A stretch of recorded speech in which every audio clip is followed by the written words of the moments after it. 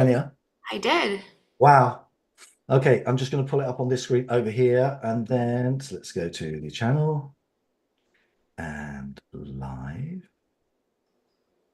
It's upcoming, so it should be any second now. It should start, and then we can go from there. Fingers crossed.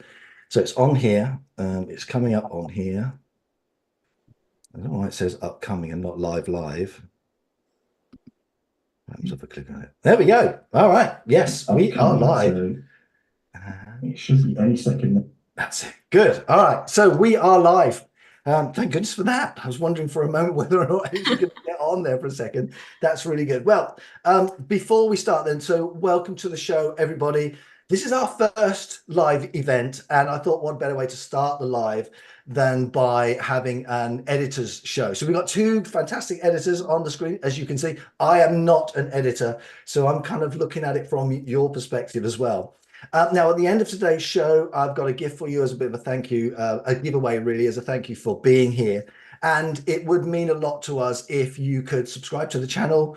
If you like what you see, click like and add a comment. That would be great. It'd be really helpful to us to reach other authors as well.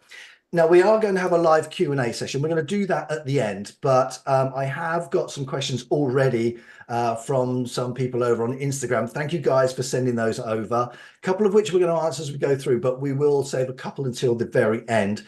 So thanks again for sending those over.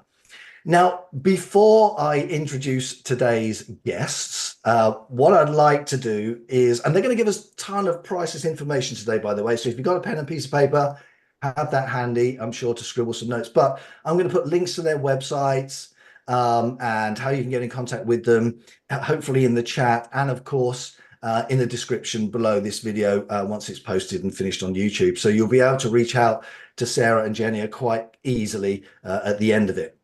But as I said, before we get started, what I'd like to do is to start off with some quotes from best-selling authors about editors and editing, and then I'll introduce you to our guest editors who we've got here today. So this first quote is from Stephen King, and he says, I'm going to read it so it's here. It says, "Only God gets it right first time, and only a slob says, oh, well, let it go. That's what copy editors are for." So that's Stephen King. That's his first one. Now, this next one is from Leah Del Rey. She's an international bestseller. And this is what she says about editing. She says, "Editing is like dieting, except a lot more violent." Wow, that kind of says it all about editing. So there's two really kind of that make you kind of think about editors. But these next two are much more positive. So this one is from Emma Hill. She's a writer, producer, and director. And she says, "The first draft is black and white. Editing gives the story color." And that's so true. It absolutely does. And the last one, this is from Ariel Levy. She's a New York Times best-selling author and a staff writer on The New Yorker. She says, "A real editor isn't just someone you work with. He's your guide." And that is so, so true. So let me welcome our guides for today. We've got Jenia with us, Jenia Delima from Jenia Edits, and Sarah Jules from Sarah Jules Writing. Welcome, and thank you so much for coming. Thank you for having me. Same. Thank you. You're very welcome. I've been looking forward to doing this. It's going to be a really good, fun show, hopefully. And I'm sure you're going to guide us through this with tons of information. I've got some questions I'm going to ask you as I go through as well. But feel free, if I'm talking nonsense, to cut me off and jump in, and then we'll go for it from there. And as I said, we'll finish off with a Q&A. So, guys, if you've got a question for our editors, put it in the chat box, and then we'll go for it from there. Lara, thanks. Morning to you as well. Thanks for coming. So let's start off then with a bit of a negative one, first of all. So even though, right, that we know that editors are our saviors, and I know that for sure, that editors are our saviors, why do you think editors are afraid of giving their work to you guys? Why do you think that is? I can tell you what I think, but what do you think? One of the comments that I've seen come up a lot is that they're afraid that their work is going to be taken or stolen in some way.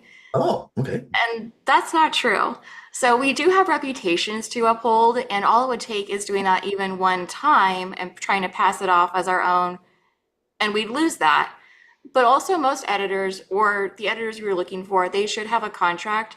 Like my contract has a clause in it that says, I'm not going to be taking credit for your work. I'm not going to be sharing it. So I think that should alleviate that doubt. Yeah, yeah. Wow. That's So not something I'd thought about before, to be honest. That's really interesting. I think from my perspective, a lot of my clients are scared that they don't see their work as good enough yeah. to Oh, give to yeah. an editor. They're not sure if it's worth the cost of being edited. They're not sure if, we're going to judge their writing, if we're going to judge the content.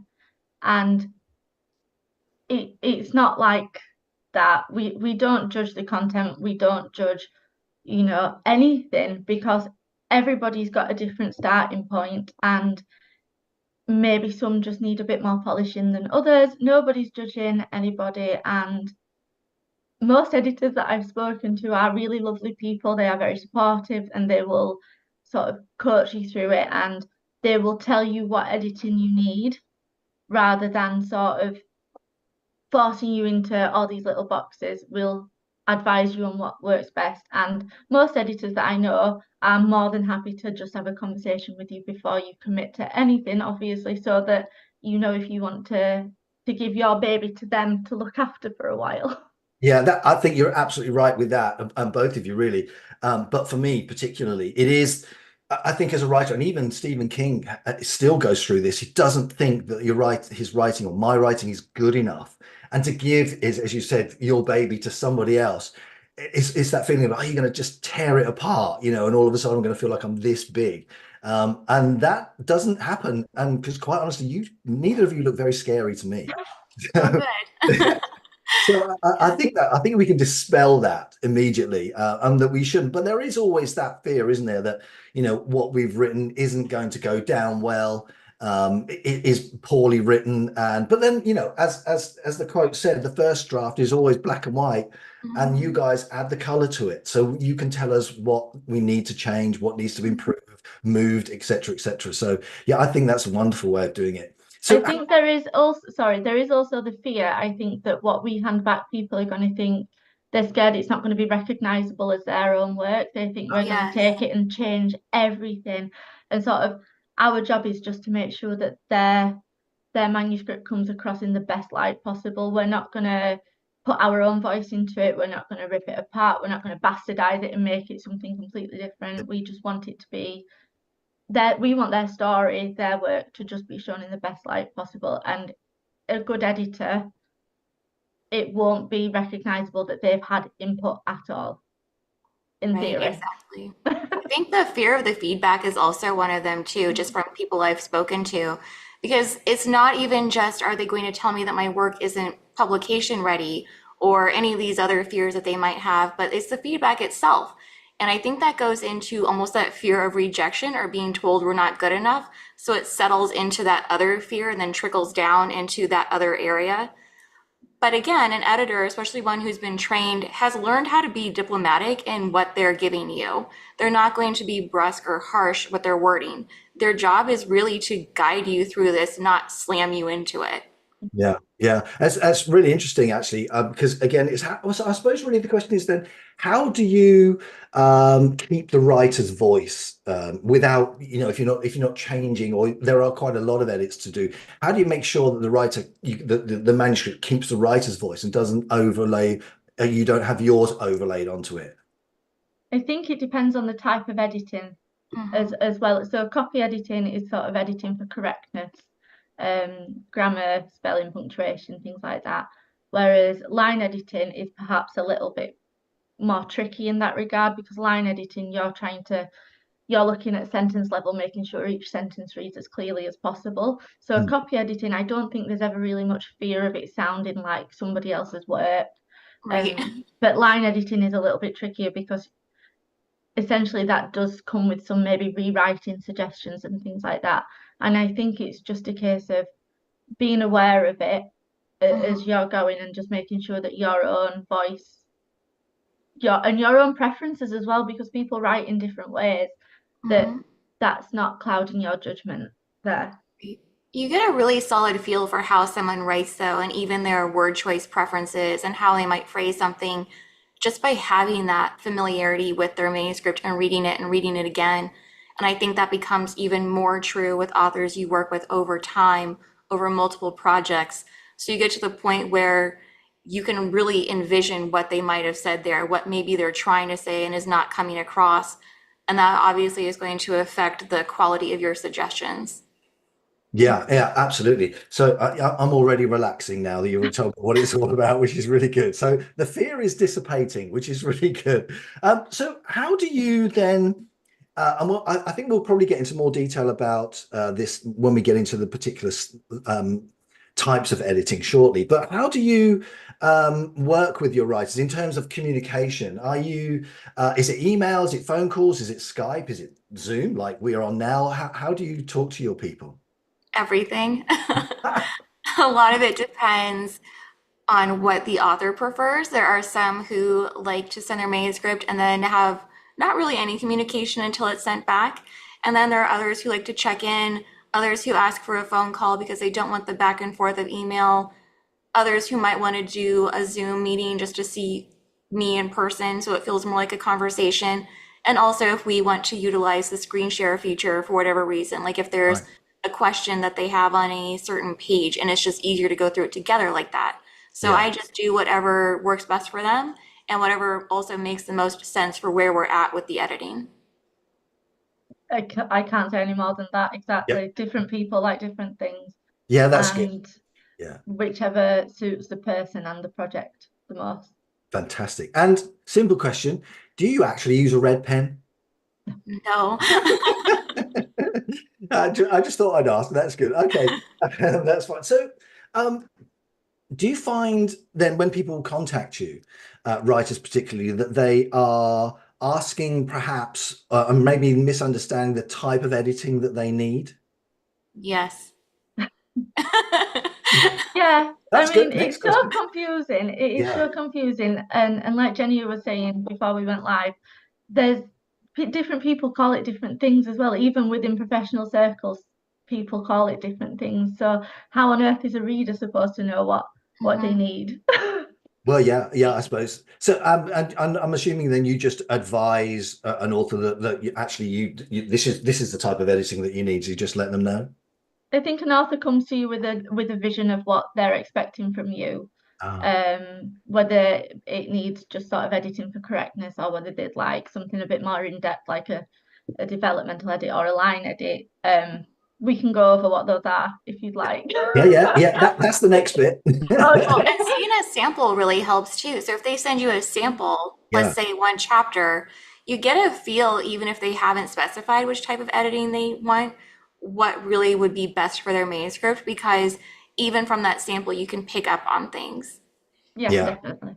Yeah, absolutely. Okay, so then really, I suppose that let's talk about the different types of editing that there are.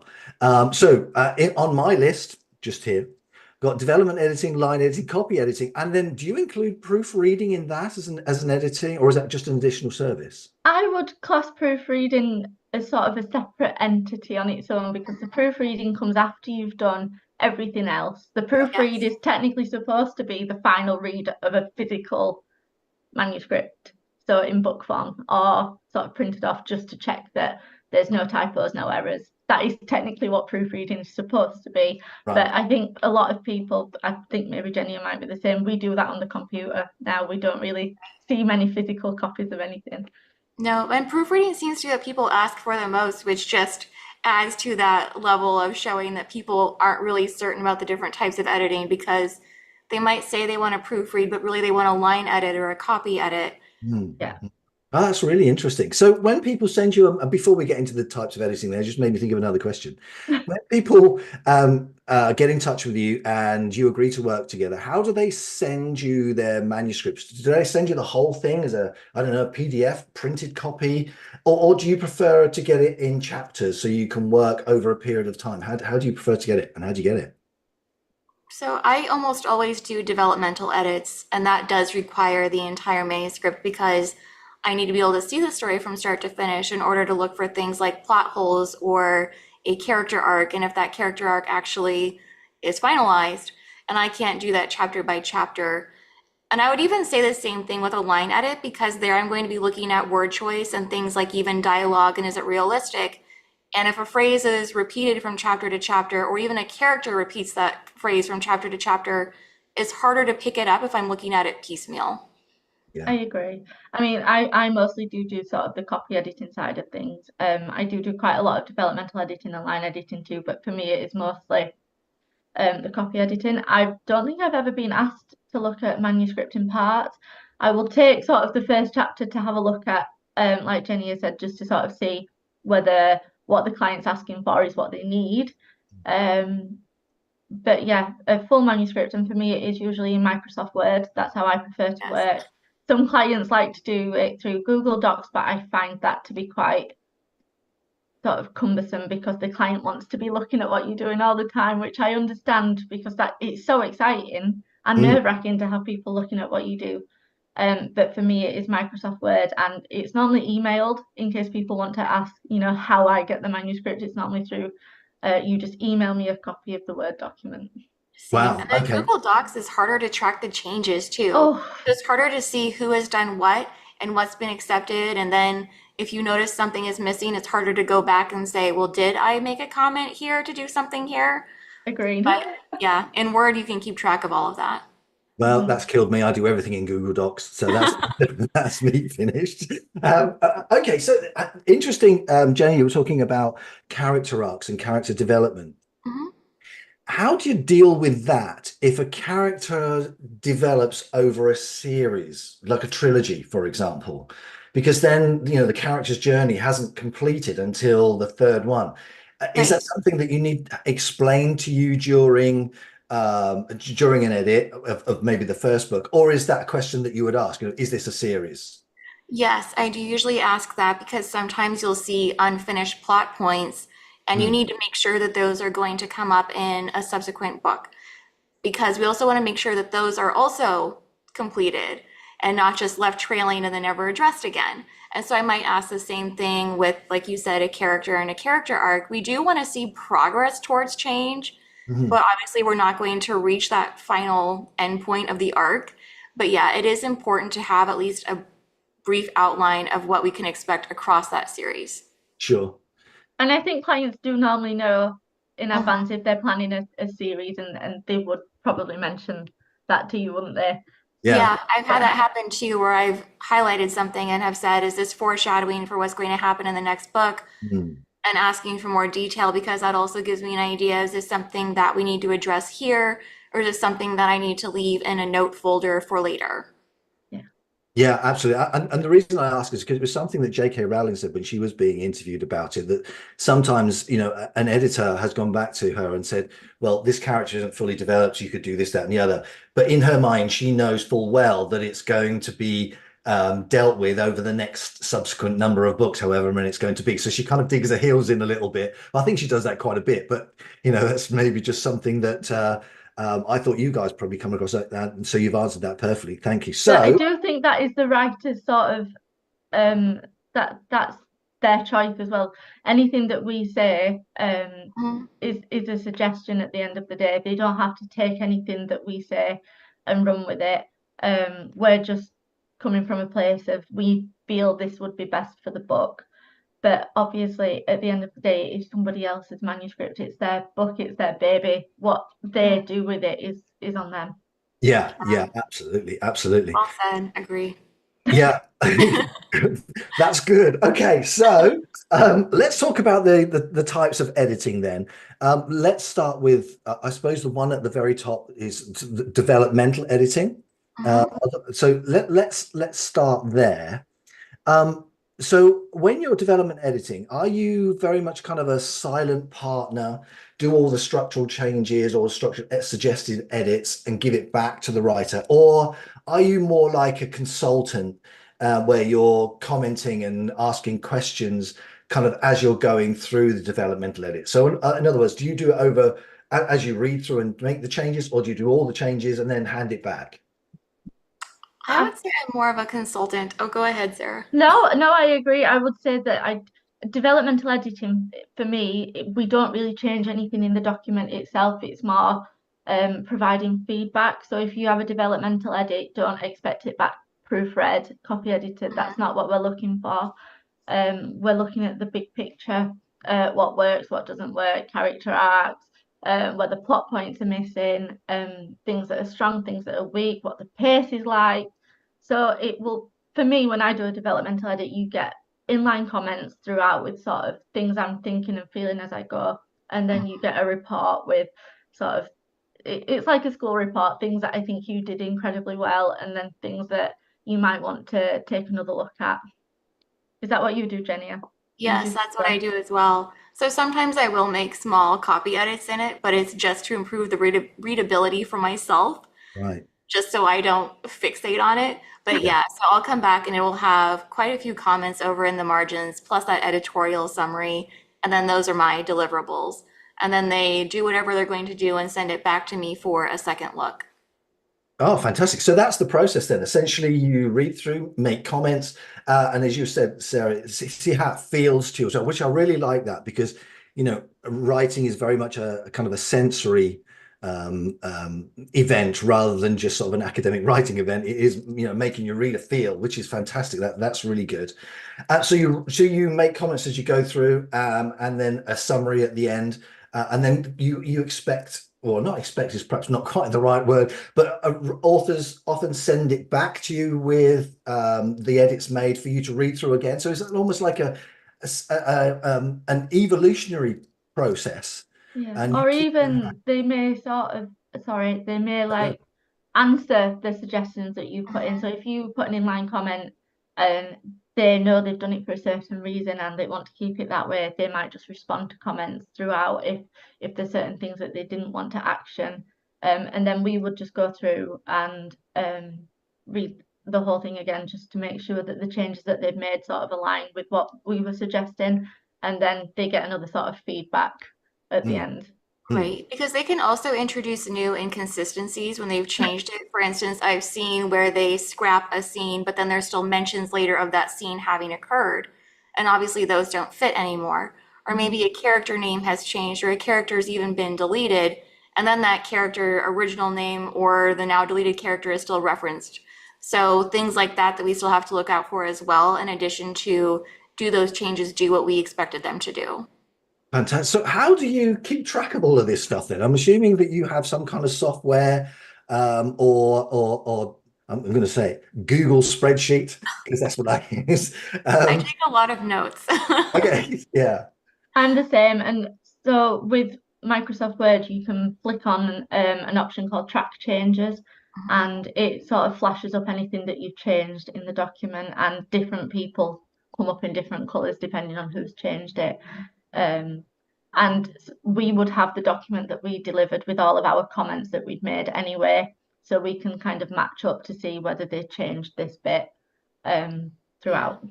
Wow. And I'll sometimes have a document for myself where I leave comments in it, like double check that this happens, double check that so-and-so's, all these different little notes to myself, but it's a separate document. Yeah. I mean, Lara's just put a comment in, and she says, whenever I send my book back for round 2, I'm always afraid I broke the book. You can't break a book. You can't possibly break a book. Yeah, I suppose you can't. I mean, for me, I suppose the downside for me being a pantser, very much on the pantser end, is that sometimes if I've made edits and changes, then all of a sudden I'll go off on another tangent and I think, oh, sorry, I could go there or I could go there. And then I'll write something else and they'll come back and go, no, go back to where it was before. It was fine. So I suppose in that respect, it could, as a pantser, I don't break the story, but I could change it. I would suggest also keeping copies of different versions of the document at every stage. So before you make the changes that you sent off for a developmental edit, keep the original and then keep another version and then keep another version. So if you change something and you think, oh, I shouldn't have done that, then you can always go back and you've already got the other version of it. You've not rewritten over the top of it. Oh, great idea. Like that. Yeah. Another thing I do, especially if the plot is more complicated, and this is especially true for speculative fiction, I will make a brief chapter summary of what happens in each chapter and keep for myself too, That also helps ensure that there is consistency and that the plot stays focused. Fantastic. I do that too. In Google Sheets, I'm going to keep referring to Google because it's the one that I use. But yeah, that's what I do. And that's actually in the giveaway at the end. There's everything that I do in there, so you can see what I do exactly. But yes, that's something that I do as well. It's a lot of work, but I do find it, as you said, Jenny, really useful to make sure that you're on track, and it's easier to identify plot holes then as well. That's Yeah, and this is a little more old school, but I also do the post-it wall ah. where I make timelines with different colored post-it notes depending on when these events are happening, especially if there's dual or triple timelines, Mm. and then separated by color based on POV. So I will have Wow. that sometimes up up right over my desk so I can look to it and refer to it. Wow. So you don't need wallpaper, you just got post-it notes everywhere. So that's Yes. great. All right, so let's move on then to, unless there's anything else you want to add about development and developmental editing. Just that it also does look at all those, like Sarah was saying, the big picture pieces, but it isn't Yeah. just character arcs and plot. We Mm. are also looking for plot holes, which a lot of people might miss just because they know what they're focused on. We're looking to make sure that that plot doesn't come across as contrived, too much coincidence, which can read as artificial for a reader. POV, head hopping, we make sure that's not happening. Mm. Goal motive conflict is another one that I pick up on a lot, where sometimes characters are doing something just to do it, and that too can feel contrived. So we're looking at all those other pieces as well. Wow. Yeah. So I mean, developmental editing is really involved then, obviously, isn't it? I mean, you're into the story probably as much as the writer at some point, because you're having to follow and track and understand and sort of get into the writer's head, I suppose, to make sure they're on the right lines. That's quite something to do. Wow. So once you write it and you are happy with where the story is and it works and it fits and all that sort of stuff. So the developmental editing is done. Is it line editing next or copy editing? Line. Line. Was that in Yeah. stereo? Wow, that was really good. Yeah. Line editing. Okay. So go through the line editing process with us then. So what is it and how do you do it? Do you want me to go? Yeah. Yeah, sure. Why So not? Yeah. Yeah. line editing is basically sort of sentence and paragraph level, making sure that everything reads clearly and in the best way possible. Because sometimes as a writer, and I do this myself, I know exactly what I meant to say, Mm, but that doesn't necessarily come across to the reader. So from Right. an editing perspective, we're just making sure that your words say what you wanted them to say and in the mm. best way possible. Right. Wow, that's really Also interesting. looking at, yeah, it's also looking at dialogue, so making sure that the dialogue sounds natural, and then also variance in dialogue between characters. So if you have, an 87-year-old man as one character and then a 10-year-old as another character, they shouldn't use the same phrases of speech and the same word choices. And sometimes also looking for just that variance in sentence structure too, since that leads to a more engaged reading experience. Right. Oh, wow. Okay, that's really good. So, do you, I mean, I use a piece of software for when I'm sort of starting going through it called Pro Writing Aid. I don't know if you're aware of it, and Grammarly, of course, to kind of change some of the, they make suggestions now, don't they, with the types of words that they should put in, but they don't understand context. That's my experience of them. So, Right. do you find, and particularly in dialogue, actually, um, that the use of dialogue tags is overused, or are there just too many dialogue tags that people put in? So I often find that when I've read some other people's stuff that, um, you know, he said angrily. So they tell me that the person's angry as opposed to showing me in the dialogue. Does that come across a lot? Do you see that in line editing? And is that something you would change in line or suggest changes for in line editing? I think so. Your brain, when you're reading a book, you automatically kind of glance over the word said. Mm, So, sort of, if you put so and so said and then somebody else said, your brain doesn't read said, it just, your brain goes, oh, that's who's saying that. Hmm. So, I think readers are so scared of just putting the word said that they end up with a massive string of words at the end that isn't necessarily like it's not Yes. important to the context. Whereas if you've kind of set that scene up well, and you can see from the action how the speaker is feeling, you don't necessarily need to put angrily. And I'm sure there's a Stephen King quote about getting rid of every single ly word in a manuscript. Yeah. He has the best quotes for everything. Yeah, he really does, doesn't he? Yeah. Did you want to add anything to that, Jenny, or is that fine? No, if I see too much of it, I'll definitely flag it. And it's just one of those things because it'll start drawing your attention to it. And Yeah. it's going back to that, how this affects the reader. As soon as they start noticing something, you've pulled them out of the story. And so repetition, especially with something like that, that starts bringing their attention to it, and we don't want that. But yeah, a lot of the time, those words like angrily, happily, we can convey those in other ways. Yeah. And part of that is just how do you get that across? What actions can you attribute to them? How, I mean, even facial expression, that sort of thing. And then, of course, it depends too on the genre you're writing in and just how far you can take that. Yeah. I was going to ask then with the sort of based on what you've just said, do you find that people are using dialogue tags too much? Because sometimes I find it useful just to leave them off altogether, especially if there's just one, Right. back and forth between two characters. It's much easier just to leave them off. I will add one in to remind people, I suppose, who's talking, if you like, but I often leave them off altogether. Is that good or is that bad? As I long think as you that's can just tell your who's, style. Sorry. Yeah. Yeah. yeah, as long as you can tell who's speaking, it doesn't really matter. The only problem is if you go too far with it, you can start to suck the emotion out of it because Yeah. people are just, it's just this rapid fire speech. And so it doesn't necessarily feel like a real moment because we don't know what else they're doing. And it's easy to picture one of those like talking head movies where it's just two people facing each other, rattling line after line. Yeah, that's fantastic. So, all right. So, developmental editing then really is kind of like the consultancy, the commenting and querying. And then I suppose you could say that line editing is kind of the interior decorating. It's making everything look nice and I really like that. nice. Yeah. I do. Yeah, I think that's what it is. That's great. So let's move on then to copy editing. Presumably that's next. And I look at copy editing as just dusting the stuff off. So we're just dusting everything up now, making sure it's really good. So with copy editing, same question then really. What is it and how do you guys do it? Who wants to go first? I'll go if you want. Go then. It's basically editing for correctness. It's grammar, spelling, punctuation.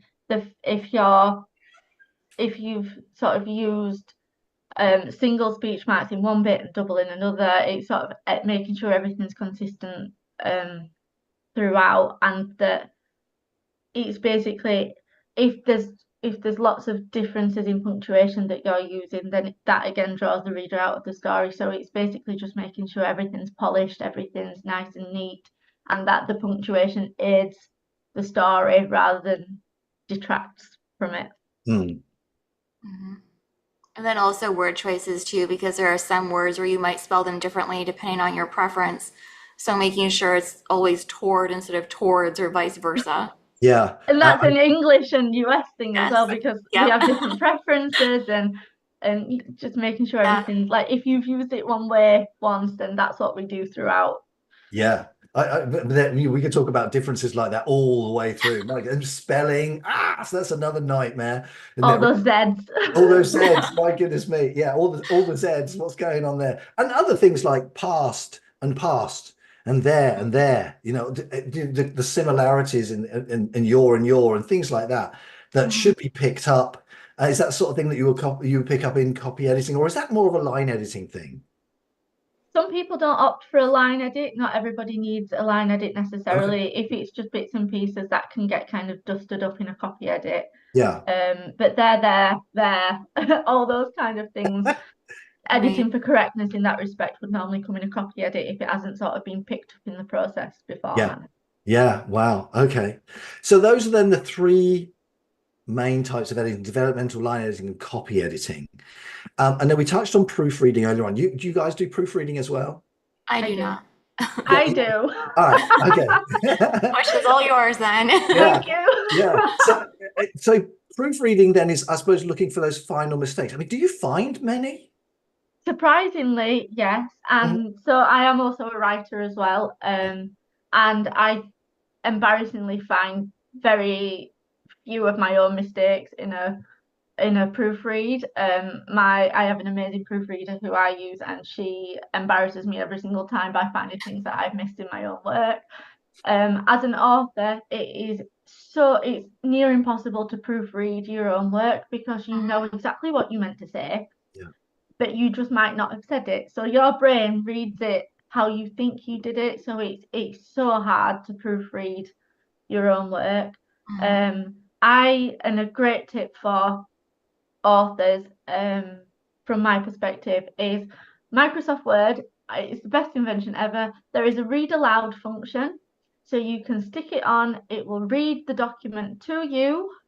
So if there's a word that's certain words, stared and started, things like that, that your brain would gloss over, you will clock on that you've used the wrong word because Word is reading it to you rather than you sitting and reading it off a page. So read aloud is worth its weight in gold for authors at that stage, and I use that when I'm proofreading clients' work as well, because we're not perfect, and even bestsellers have typos in that their massive team of proofreaders have missed.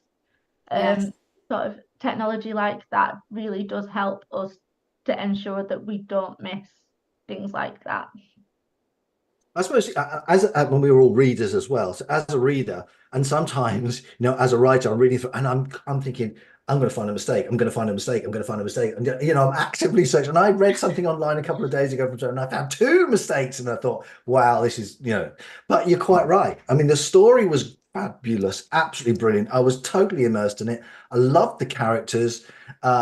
Absolutely fantastic. And then I spotted these 2 areas, but then I thought, it doesn't matter, because I really enjoyed the story, and that was the most important thing for me. And I think you're right. It's never going to be absolutely perfect. I don't even think software picks everything up. No, it doesn't. So they've done studies looking at the optimal level that people can work on. And this isn't talking about your daily work habits and what you can sustain over a period of time. And it was something like 94% was the ultimate level of, getting close to perfection that people clocked in at. But even when we look at software such as Grammarly and Pro Writing Aid, they perform on the same level as a human editor. Yeah. And again, they are not able to do some of the editing that people will do, such as developmental editing, because they're not picking up on those clues and subtext and those bigger picture issues. And I think that one of the editing associations, an 80% percentage rate, is considered successful. And again, this just goes back to, we are human. We overlook certain things after we've also been over that document so many times. It starts to have that same effect that the author has, where now we are familiar with it and we also know what it should be there because we've aligned ourselves with the author's vision by that point.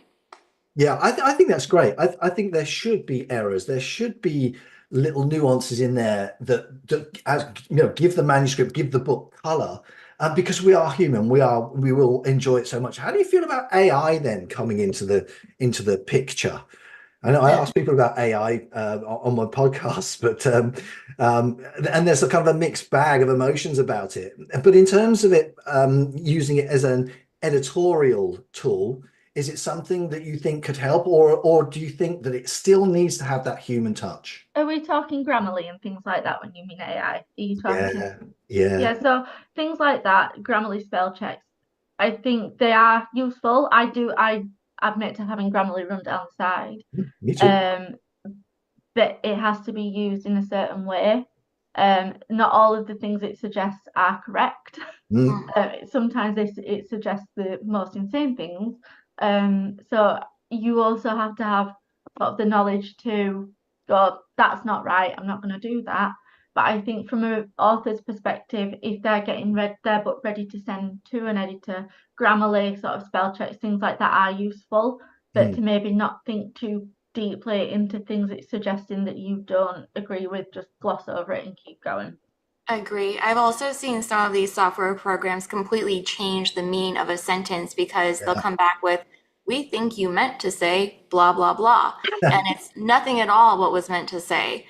And then again, too, they don't pick up a lot on subtext or emotion. And so they can strip away some of these things that really made the story that story. Yeah. And then, too, their plagiarism checker. I've seen some really bizarre things come up in their plagiarism checker that have been reported to me by authors I work with that in no way should have come up because it's just a very basic phrase. But then they feel the need to take that phrase out all because of this software program. Yeah, that's scary, isn't it? When something like that pops up, because we know as working online is that when the things are repeated and copied and plagiarized all over the place, you can get everything your business ruined effectively just by something as simple as that. But I think it is important just to make sure that you're not overly afraid of what you put out, and because you are creating something unique. It is your story, so how can it be plagiarized? Unless it is, of course. Oh, these phrases were so mundane. It was like, he wore a black t-shirt. And it was Right. just Yeah. How dare you write that sentence? Yeah. yes, so many other people have written that line that you've obviously plagiarized this. Absolutely. So do you find similar sort of mistakes all the time from writers? I mean, I'm sure there are many different mistakes that you see, but are there some very common ones that you see? Yeah, so on a developmental level, I do often see the goal and the motive. They aren't always as fleshed out as they could be. It's extremely common to see someone doing something, again, just to do it. But the reader wants to understand why they're doing it, because without that, it doesn't really make sense.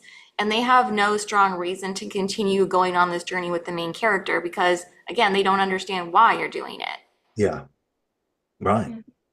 I think so from a line editing perspective, it's people worry too much about making sentences fancy, using all these big words that don't necessarily fit in that sentence, just because you didn't want to use a word that you use in everyday life. And I just think when you think of storytelling, a reader doesn't want to be picking up a dictionary every page to figure out what something means.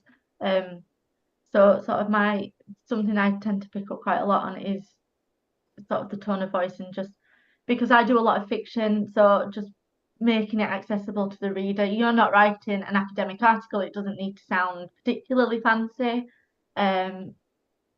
Just be authentic and say it in the way that is the most clear, rather than find this convoluted way to say something that you could have just said in a sentence, and instead it took a full page. Right. So essentially get to the point, cut the crap, just say it. I think Really. a lot of editing is kind of cutting off the fat, just things that are unnecessary, things that are too wordy, just making something twice as long than it needs to be. And as a reader, I'm often like, come on, just get to the point. Yeah. Like there's an art to it as well, we like beautiful writing and we like it to be poetic and fancy and lovely. But at the end of the day, readers are reading for the plot, they're reading for the characters, they're reading for the story. They would read poetry if they wanted it to be fancy. That's a good point. Yeah. All right. So big question now then. So what is the benefit of hiring a professional editor like you guys? What are you going to do for the writer?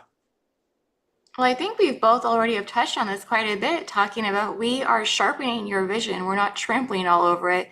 We are making sure that it's going to hit the mark with the reader, because we're not just doing this for you. We're also thinking about reader expectations and the enjoyability of reading this work, because that is generally why someone is publishing whatever piece they're publishing. It's not just for their own self-indulgence. Right. Yeah. We want to make sure that what you put out there is in the best package it can be. Especially with sort of indie and self-publishing, there's a misconception that it's going to be full of errors, and people like me and Jenny are making sure that what's out there is in the best light possible. We're making your story look the best it can. We don't want you to have feedback saying we found lots of typos, we found inconsistencies, the plot holes. We just want it to be the best it can. Wow. Yeah. That's fantastic. Look, see, not scary at all. I'm quite Well, and I think it's important to note too that we bring a lot of industry knowledge and education into it. It's not just we are readers who enjoy reading and know how to pick up on these things. We've invested time and money into honing these skills, and we've learned about what readers expect from different genres and what the beats might be within those genres to make sure that those are present in your work. Yeah, fantastic. Well, okay, so So when someone's looking for an editor, then what should they look for in an editor? My go-to would be sort of reviews. It would be looking at previous clients.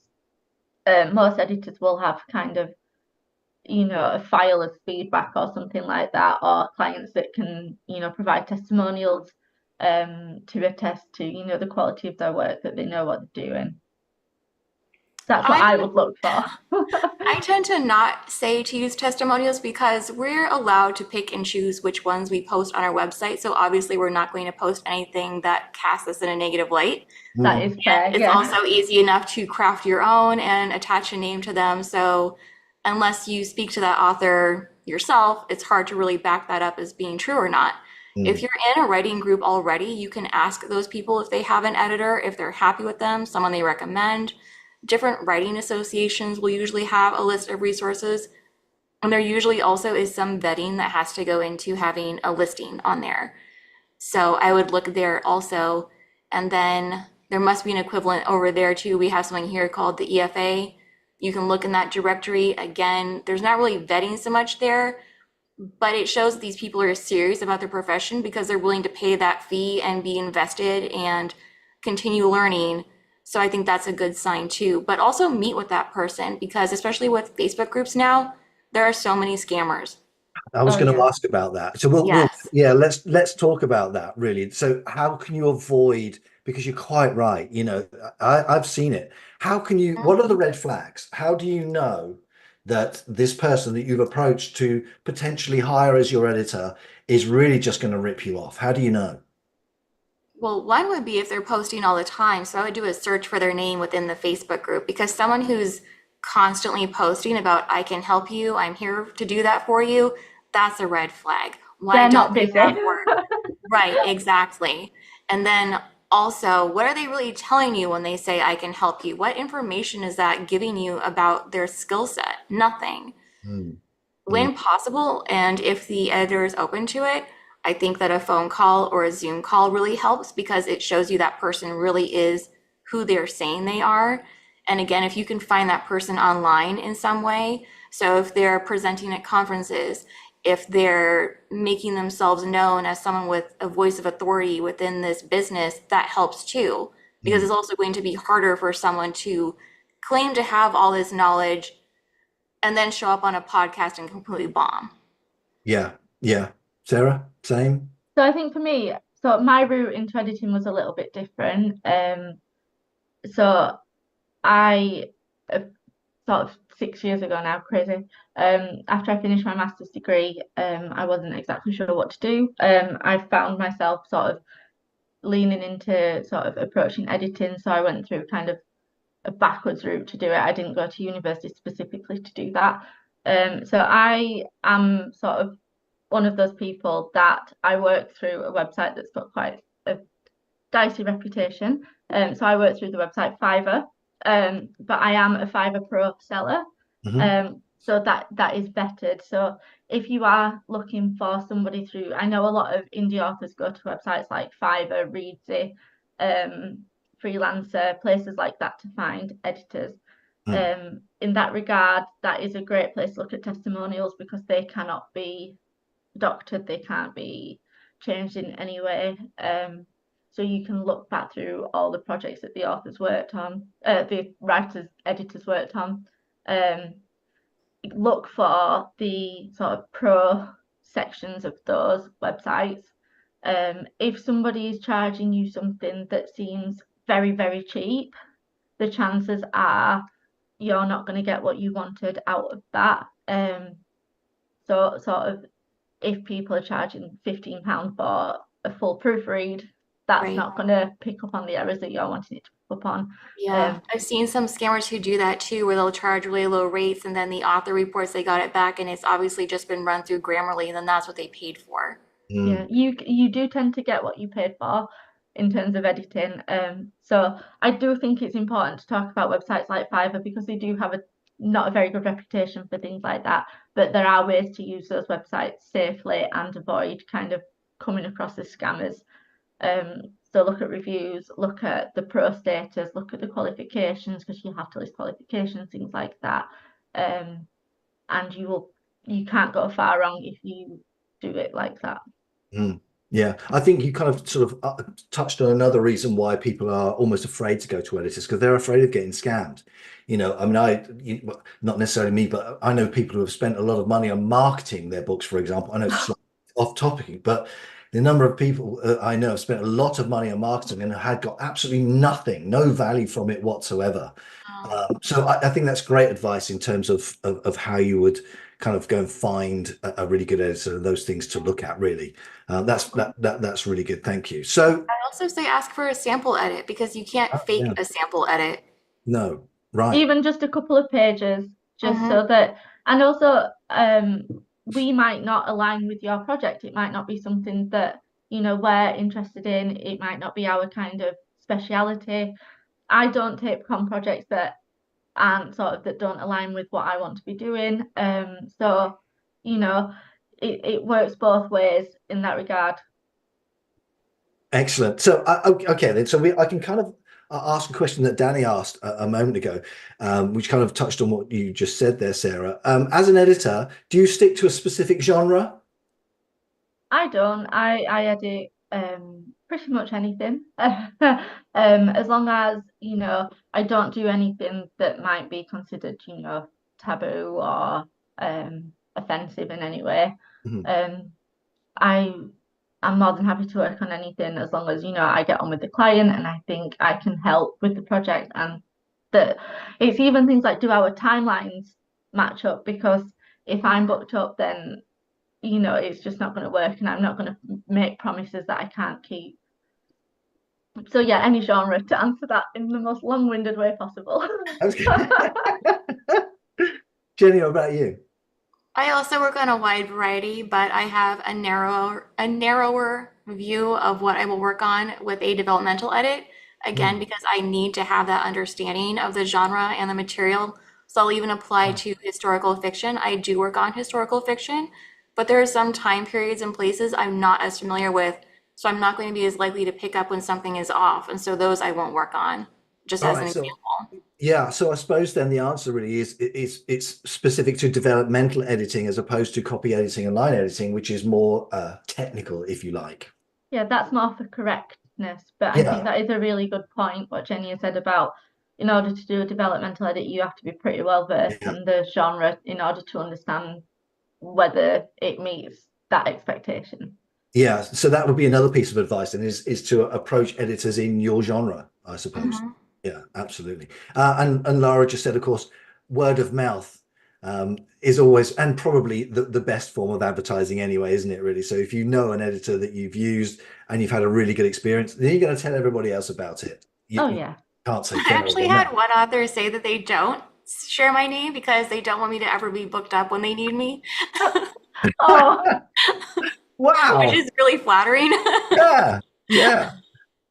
All right. Oh, okay. So let's touch on this was something, Sarah, that you mentioned earlier on, actually in the emails that we've been going backwards and forth. And this is a kind of very specific question: is what advice would you give to authors on a budget? Because let's deal with the elephant in the room. Editing can be quite expensive.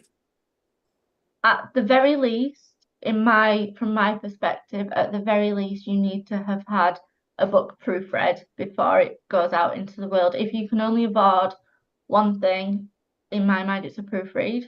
Okay. However, if you did need copy editors on a budget, a lot of them will offer payment plans, things like that, Oh. and you can opt for people that are newer to the editing space in order to get it a little bit cheaper. But as a reader, you don't want to pick a book that's full of errors. Nobody's going to want to Mm. read. It takes you out of the story. So at the very least, it needs to have just been proofread. See, I would have The, I would have said developmental edit, and would that's not you? a self-serving answer, but because we have to feel engaged with the story, we have to want to read it. That compulsion to finish it has to be there, and we don't really touch on that with a proofread. And so like even if you look at book reviews, a lot of books that might not have that same quality copy editing that we would expect from like a traditional publisher, they're still getting good reviews because it's based on the story. It's not based on the technical aspect that they're looking at on the written page. But That's really interesting. so there are cheaper options for that too. The number one that I can think of is a manuscript evaluation, which tends to be much more affordable because then you're not really getting anything on the document itself. You're getting basically just that editorial summary sent back to you. So you might not have that same experience with, I know exactly what they're talking about and where to do this. And here's another line I should probably cut because it makes this character act like they're acting in a contradictory way. But you still get a better idea of what you might not have known ahead of time. And so those are generally much cheaper. But also, if you have a lot of really good critique partners, you can send it to your critique partners and ask for that same sort of feedback. And that still gives you at least a little bit of a leg up. Wow. Yeah. I mean, I you know, as a writer, it is for me, it is the story. Does the story work? You know, are my readers going to care about the story, care about the characters? Are they going to want to follow this character along on their journey? So I suppose you're right. The proofreading, developmental editing is a bit of a crossover there, really, I suppose, with all of that, in as much that you're kind of getting similar feedback from both, although with developmental editing, you're probably going to get a lot more detail than proofreading. But as a Proofreading, writer, you wouldn't have feedback. It would just be sort of fixing errors. right, of course, yeah, Yeah. absolutely. Yeah, so I suppose then really I would be more inclined to look at the developmental editing side of things. But is that the more expensive out of line editing and copy editing? It can be, yeah. It's going to just also depend upon the editor. So my rates for developmental editing are not vastly different from what I would charge for line editing. Because when I'm looking at a project, I'm looking at first the complexity of the manuscript, the story, but I'm also looking at the strength of the writing, and then also just how much time I anticipate it's going to take. So the EFA put out a chart, well, they put out a chart frequently that shows how many pages per hour on average an editor can complete. And it is on the lower end for developmental edit compared to other kinds of editing, Right. simply because you're taking in and absorbing so much information and then letting it percolate so you can give those suggestions and recommendations. But I find that a lot of that time is not really spent at the computer so much as when I'm just doing the dishes or going on a long drive and that story is still just spinning in my head as I'm thinking through things. And I don't charge for the time when I'm, gardening and thinking of this story. Brilliant. Okay. Well, and actually, I know we were talking about doing Q&A at the end, but Lara's just put a question in. What's the average turnaround time for a proofread of a 90 to 100,000 word book? It would depend sort of on the editor's diary, for starters. For me, I would say it's so hard to gauge because I don't know the quality of the manuscript. I would say sort of if it's the actual final proofread, genuine final, I would say sort of 14 days turnaround. That is once started. So, if diaries get booked up a few months in advance, things like that, that will change. However, sort of if it does need a little bit more editing than the final proofread, then it turns into a copy edit, and that can take months to do. Wow. Okay. Jenny, the same? How long? For a developmental edit, I would say at least 1 month. Again, it depends on the quality of the manuscript and then also the word count, the complexity of the world building, if there is world building, because then trying to keep track of all those different things adds into it as well. Yeah. And she added a follow-on question. Thanks, Lara, for these, by the way. When wanting a proofreader for a sequel novel, do you need to have read the first one? Not for a final proofread, because you are basically just looking at correctness at that point. From a copy editing perspective, it would be useful to have read the first one. You don't need to have, it doesn't need to be something that I have copy edited the first one, but I need to have sort of had the time to read the first one, and then that would factor into sort of my rates that I would charge for something like that, just the reading time. Yeah, so is that the same for you, Jenny? That's what you would do too? Oh, right. Yeah. For a developmental and a line edit, it's really necessary because I need to be able to understand what's happened before then, who these Right. characters are, what this plot is like. Hmm. And it's almost like starting from scratch because I do need to make chapter summaries and so on for that first book or second book or whatever it is, because I have to make sure that that all follows through in the next installment. That's kind of what we were saying earlier on, really, wasn't it? About, if you're writing in a series, that you need to Mhm. be able to see plot the story, really, I suppose, and see where it's going. That's great. So, Danny's asked as well. He was given two quotes: by page versus by number of words. What is the more common approach? By I would word. say, yeah, word count. Okay.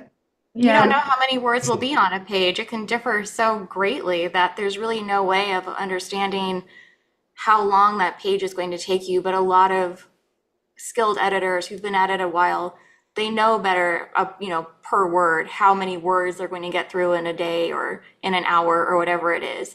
But again, Yeah. yeah, page is just too vague. yeah, it could be the line spacing could be different. It could be a tiny font. I always I when I charge per thousand words, and I sort of round to the thousand words. That's great. That is Otherwise, how I'd I write it. would do it Yeah. personally. Otherwise, I'd write it in 4 point and send it to you as Exactly, a no, that's what microphone. somebody could do. Yes. Yeah, no, that's brilliant. All right, so before we get into the last kind of part of it, which is going to be the Q&A, this was something, Jenny, that you mentioned again when we were talking off camera and in emails before we started today, is that you guys do more than just editing manuscripts. How else can you help authors? Well, so I brought up one with the manuscript evaluation. There are also editors who will do beta reads. So if you would like a beta reader who has, again, all that industry knowledge and education, you can sometimes hire an editor to do one. And then we also help with query materials. So if you have your manuscript ready and you'd like to start sending it out to agents or acquisitions editors, we can go over all those materials with you. Mm. Are you And the then same? Yeah, for future books, I I also do illustration ideas. Yeah. yeah, Forgot. I wouldn't. I tend to steer clear of helping with sort of the agent side of things and the querying, just because that's not where my experience is. I wouldn't feel comfortable charging for that. But I do know, like Jenny, there are people that can offer that. Um, and I think that is amazing because I don't know if you've ever tried to query it. It is a minefield. Yeah, I can imagine. I know there's some authors that I've spoken to, have indie authors, who are looking to query agents. I can imagine that's some of it. It's not something I've done this time round, but I may, when I start writing in a different genre, is to sort of try that route as well, the traditional publishing route, and see what happens. Laura, sorry, has just put in as well. Jenny, she's worked with you twice now. Oh, Yes. She has said that you have turned her, or you are turned into my emotional support editor. So, but that's really important Thank though, as well, isn't it? Because you've got to, I think, feel like the editor that you're working with is on your side. Um, you. rather than just someone who's browbeating you with don't read it, don't write it like that, write it like this. You don't want someone like that. You want someone who's there to support you because writing is an emotional journey. It's an art form, you know. it's so personal as well. It's like sharing Yeah. your diary with somebody. You need to Yeah, feel comfortable working with them. yeah. Um, and there's ways to say things in like a critical way, but that's helpful and supportive. Um, it's not a case of just, like you say, beating somebody down into submission until they do everything that you say. It's not Right. about that. We don't do that. And if an editor sort of, if you ever feel kind of pressured or coerced into doing something that you don't want to do to a manuscript, then maybe that's not an editor to work with again. I'd go so Mm. far as to say that's another red flag. Hmm.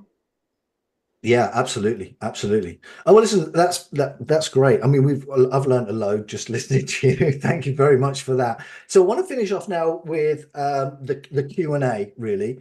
And we've just got a couple of questions that I want to ask you. This one's from Catherine Kemp. This is somebody I had on my podcast, and she has asked, "What's a deal breaker when you're working with someone?" Mm. Oh, Inability to take feedback is probably number one. Yeah. You don't want someone who's going to fight you every single step and ask you to pull out the Chicago Manual of Style and point to that exact rule and explain why, or back up why you think that my character is being inconsistent here and elaborate on that for hours. But yeah, that's the number one, just because it's going to be very difficult. It's going to be emotionally draining. And I think it's important to think about the mental load that goes along with that, apart from just the physical hours working. Yeah. Yeah, it makes it a negative process rather than being something that's supposed to be positive. I think for me, sort of, I've only ever fired a couple of clients. I tend not to, I'm that picky about projects that I work on now that my clients are incredible. And sort of for me, it's so some people feel like because they're paying me to do something that they are in charge of every single thing that I do. There's maybe there's ways to speak to people, and if I feel that I'm not being respected, then that's a relationship that I don't want to continue. Yeah, that makes perfect sense. Absolutely. You've got to be happy with on both sides, haven't you, really? Because you are working with somebody as opposed to for somebody, I would imagine, in most cases. Oh You know, yeah. Lara's hired you twice, Jenny, so you're doing something right. So I think it's really important to have that relationship. You've got to have that. That's great. Thank you. So the next one, then, this one's from Susie, another lady I had on my podcast. She has asked, what makes you want to work on a particular book? Is there anything that makes you go, I need to do that? For Some of me, it's just, oh, go ahead. no, you go. I wasn't sure if you were going. It might even be personal preference when it comes to tropes or different types of genres. But I mean, also part of it can just be that author. You might have had a really positive experience before and you look forward to working with them again and again. Yeah, Yeah. I think for me it comes down a lot of it to sort of the vibes that you feel from somebody, but you can kind of tell immediately whether that's going to be a positive working relationship. But sort of from the first couple of pages or the author's sort of brief overview of the book that they sort of send to you, you can tell whether, you're going to be excited about a project. And from an editing perspective, if we're excited about a project, that's when you're going to get our best work. Yeah, completely agree. Fantastic. Right. So let's finish on this last one. This is one from Simon. This is the controversial stylistic question. So is it, what is it? I can't even read that now. Do you remember what the question was? Oh, was it the colon or semicolon? That's it. Yes, that's Yeah, it. and then the M dash and the N dash. Yeah. Yeah. Go on then. So what is it? I mean, that's Jenny, you mentioned that is a big question. So can you kind of break it down or sort of summarize it as much as you can in this short next few minutes? So for Go me, ahead, Sarah. yeah, so a colon tends to come before you list something. Yeah. A semicolon separates two clauses. So it's kind of, if one clause could be read completely alone, then you would use a semicolon instead of a comma. Right. If in doubt, don't bother. But Right, yeah, yeah. colons for lists, semicolons for separating clauses. Right. As far as unless Jenny has something different, that's what I would do. Yeah, you can sometimes use a colon the same way that you would with an M dash, but you also see the colon more in formal writing or nonfiction than fiction. And then you'll see the M dash in its place instead, usually in fiction. So part of that will be like, an aside or something you could have put within parentheses. Yeah. And then Right. the N dash is for ranges of numbers. Okay, so all right, so that kind of makes it a little bit easier then because as we said, it is an art form, and I think really, as an art form, we should be allowed to break the rules every now and again. Would you agree with that? You have to know the rules in order to break them. Yeah. I think Good that's point. that's the Good best way point. to think about it. As long as you know why you've done something, then go for it. Yeah, good point. Absolutely great point to make. Well, look, listen, thank you so much for coming today. I mean, we've gone over the hour now, which is great. Lots of really fantastic information there. Thank you so much for coming and answering all of those questions and telling us what editing is all about. And that you guys are not really that scary, are you? I don't think so. No. No, thank you for having us though. It's Yes, been thank lovely you. to meet Jenny as well. It's been a really good experience. Thank you. That's Yeah. good. That's good. Oh, Yeah. and so Sasha has just popped up on. We're going to finish on with Sasha then. How do you switch modes to get into the different types of editing? Don't know. I think you just do. You sort of go into it with a different mindset of what you're supposed to be doing Right. with the manuscript. It's no different than at school where you had to switch classes and go from English to math. It's really just that same kind of thing. Yeah. Yeah. That is a good question though. Yeah. All right. Listen, again, thank you so much for coming today. And don't run away. I'm going to stop the live stream in a moment. And I'm sure we could have gone on for a lot longer with a load more questions and a load more information, I'm sure. So we may well come back and repeat this. And as I said, thanks everybody for coming and watching today's show. If you could drop a like, subscribe to our channel, make a comment, that'd be great. We'll be able to reach out for more authors. I have put in the chat then the links then to Jenny and Sarah's websites. They're on there as well. Now, this has been recorded and it will be on the Page Turnerz website on the podcast page as well. So you can get back and get in touch. And don't forget, you've got Jenny and Sarah's websites there. If you need to contact them, if you want to email them, if you've got other questions, feel free. That's what they're there for. Oh All yeah, right. we're happy. I mean, I'm speaking on behalf of both of us, but I'm sure Jenny feels exactly the same. We are happy to answer questions. If you don't know what sort of editing you need, Yeah. then that is what we're there for. We don't expect you to know exactly what you want when you come to us. Yeah. Right, exactly. It's like going to a mechanic, we're trusting them Exactly. to tell us. Yeah. Lovely. Thank you very much. Thanks, guys. We're going to leave it there and come and join us on Page Turnerz again. Thanks a lot. Thank Bye you. for now. Thank you.